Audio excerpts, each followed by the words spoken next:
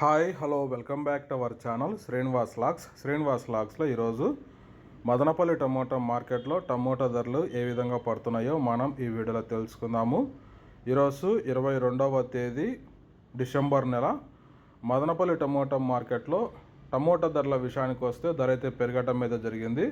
ఇక ప్రారంభ కాయలు, ఈ పొడి కాయలు, జ్యూస్ కాయలు, అన్క్వాలిటీ టమోటాలు, ఈ థర్డ్ క్లాస్ కాయలన్నీ 650 రూపాయల లోపు అయితే టమోటా ధరలు అయితే పలకటం జరుగుతూ ఉంది.